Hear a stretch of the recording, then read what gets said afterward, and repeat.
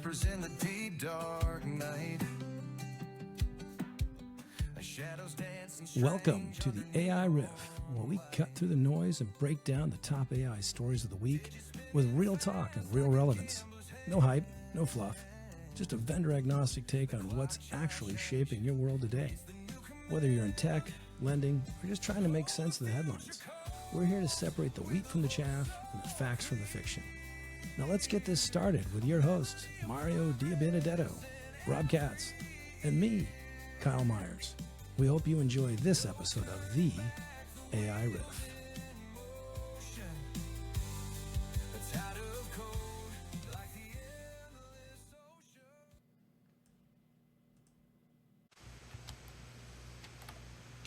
Welcome to episode 41. Woo-woo! I feel like I caught you off guard there, Mario. I didn't mean to start the camera too soon. I'm in March Madness mode. Like we're just about to start. Oh, and, is it? As we're taping this, we're in the first four. That first four is kind of lame. I'm not it's like the warm up. It's like, like these are the first four that are going to lose. Well, actually, no, they did pull in the four in the middle now, the 7-11s and the whatever, the 8, whatever the 8-12s. I don't know what the numbers are, but it used to be the 16s would all get in that way. And it's like, well, who cares who they're going to beat, but the number one seed's going to wax them. Except, who was it that lost to a 16 seed? Wasn't there someone? Virginia. Was it Virginia? Oh, it was not Purdue. Purdue did not lose to a 16. Oh, we did it the year after Virginia did. You lost to a 16? How can you wear that hat? How's that hat still even on your head? Because we won the Big Ten championship. That's how. Oh, okay. Flex. Enough. I that's why I went to a little school, So. Oh, that's why. Yeah, Steve went to a big school. He could be out here all proud and name, doing stuff, but he's reserved. You got all these schools in the background. You're a knowledgeable guy, You got Villanova. Now these are all kids that went there? Is that I got to hear the backstory. No, that's another show. That's a whole show. Okay. So what do we got to talk about? We still have Steve on. He's probably going to say, I'm tired of this. I'm leaving. So today is a little bit of AI gone bad. What? Yeah. No, it doesn't go bad. You mean a Waymo that parked on the railroad tracks in Arizona? No, AI can't go bad. Was a person in it? No. So a couple different stories. We're going to start with one that I'm actually shocked. I suspect that most people probably didn't really hear this unless you personally got affected. It seems like everybody on the planet has an Amazon Prime membership. Amazon lost millions of orders because of rogue AI things that had gone on within their systems. That's where my Scrub Daddy sponges went. Oh my gosh. I can't believe it. I got to reorder. It's your subscribe and save. So they attributed it to not having the right human controls and processes in place, including not having the right people check the things that were being changed and checked in, which is a really interesting lesson for everybody, because we've been singing the praises, right? We've been singing the praises about AI coding. Personally, we've been doing it. I'm literally on a kick. Like, people need to think bigger. AI coding can do more than you think it can. It's unbelievable what it's capable of, and sometimes it's not. It's kind of like other AI. Sometimes you're swimming upstream. It's fighting to do what you want to do. Sometimes it's just crazy good, fast, and whatever. But Amazon, who has presumably a lot of discipline, took it too far. Right? So is that like a Klarna story? Is this a rehash of the Klarna get rid of people, and they just got rid of too many people, or is it? It wasn't. No, I don't think it falls into that. But I for anyone who's technical, who's watching / listening to us on their dog walk, this agent deleted and rebuilt an environment. That is how it solved a problem. It was trying to troubleshoot a problem, couldn't find the bug, and was like, let's just wipe this environment and rebuild it. with no human intervention to stop that from happening. So for non-technical people, just know that's a really stupid way to fix a problem. Like That's no like- human would do Well, that. it That's is like a having way. a hole in your drywall and saying, let's tear down the house and rebuild the house, you know?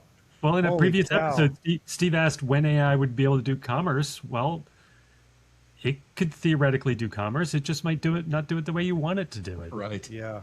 I'm going to spend all of your money to build a fence because I can. Well, So- and interestingly, that dovetails to another story that made the news of, it was somebody really important at the head of AI for some company that took an agent and said, clean up my email inbox. And it did. It just went crazy, deleting all sorts of important messages and responding to messages. And she was on her phone trying to send a command to stop it, and it wouldn't take the command. And so, yeah, I would trust it with my money to go represent me and make make purchases for me and do what it needs to do because it's really good. No, not. Yeah. Steve, have you ever had an experience where AI went wrong on you? Not that I'm aware of. And AI would like to keep it that way. That's what Amazon was saying about 3 days ago. Yeah, Let me answer that question in a couple minutes. I'm just checking my bank balance. Yeah. there are random things that happen in your life, and you wonder, is that AI or is that just living life? Yeah. Well, it does make me wonder because we all know that our phones actually are listening to us full time because of the ads that show up when we didn't do any searching or whatever else. So it's only a matter of time before AI has consumed everything that we're actually talking about and is, doing things that we don't want it to do with that inside knowledge about what we're doing outside of our normal technology and everything else. So what does that do for us with Amazon? What this news article, I get it, it's reporting something that happened, just like, mortgage companies try to stay out of the papers when they get their servers compromised and they don't want to have to send out LifeLock for all these people that may have had their stuff exposed. But other than that, I didn't notice that Amazon really, I haven't heard people in the streets going, get rid of your Amazon accounts. This is horrible. Like, what is this telling us? Is this just saying that we're occasionally going to have these things as we grow through the growing pains? We have to accept them? Yeah, and let's level set for a sec too. So they lost 1 million orders. Sounds like a big number. Amazon's not U.S. only; they're international, right? So how many customers do they have? What percent of total orders in that period of time actually got lost? Is potentially such a trivial amount that it didn't really make the news because in the big picture, it was a trivial amount. I'm guessing. I don't know what the actual percentage is. I don't know. I didn't see it in the story, Mario. I don't know if you're looking it up or know it offhand. But the other part is take the AI out of it. Stuff happens, right? Last week or 2 weeks ago, the Federal Reserve's ACH clearinghouse window was closed for the day. That's a big deal that didn't make the news, right? Things happen, things go offline. So I'd hate to sit there and go, well, it's AI's fault. In Amazon's case, their mistake was they didn't put human in the loop constraints on some agent that was doing something to try to fix some code, and the agent ran amok and did something it shouldn't have done. That the woman who let it clean up her inbox, right? I mean, so mistakes are happening, and AI is making mistakes, but it's going to be interesting to sit there and go, well, this is going to cause more problems? I don't know. Maybe it's causing the same number of problems. Maybe it's less problems, but when they happen, they're bigger problems, right? So Steve, does that cause you any hesitation to feel not threatened, but feel like you have to get on the bandwagon sooner, knowing that there will be a tolerance for error? I mean, there's a tolerance for error with humans, but I think when AI goes awry, it may be extremely costly. But what does that do for you for thinking about how AI can help you in your business? I just think you have to factor in whether it's AI or whether it's people. Mistakes happen. We make loans that go into foreclosure, and then we go do an autopsy on them. And whether a person underwrote that loan or if AI underwrote that loan, it's still the same process.